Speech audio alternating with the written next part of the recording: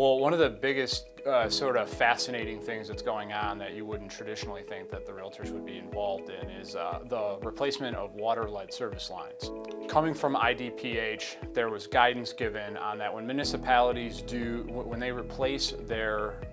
lead water service lines, that they do total line replacements, and that gets onto private property owners on the private property rights side. When the municipality gets around to replacing the lead water service lines, the property owner can either replace it there, replace from the junction box or buffalo box into the house. The city is going to take care of from the water main to the buffalo box. If the property owner or the homeowner doesn't want to replace at that time, they can finance it through the city, and the city will do the replacement for them. Or, and this is where municipalities are handling it differently. In Aurora, for example, the person has to sign a legal waiver releasing the city from any future liability for any hazards the lead could cause the person, and then they're going to not replace.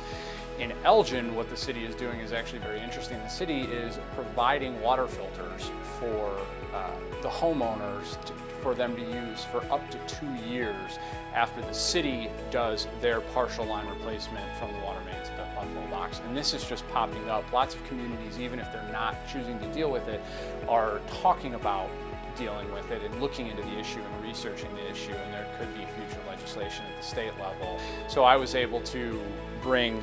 members and landlords and get people to go to planning and development so that the planning and development committee in Aurora could hear from,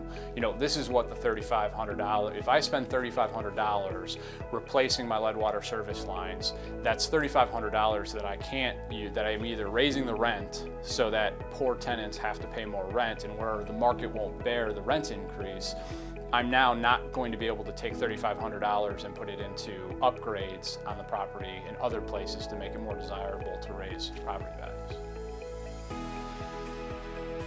Having members when I do meetings with elected officials is absolutely the best, because I can talk about the government affairs side and I can talk about the policy all day, but it means something more to elected officials when you have a strong third-party validator or realtor sitting at the table saying, this is what it's going to do to me today. This is how it affects my business in your community, or I am a constituent and I live in your ward or your city, and this is what you're doing to me. Putting that face on an issue is such an advantage that we have versus just talking very philosophically about what will happen, the negative externalities that will happen when an ordinance is passed.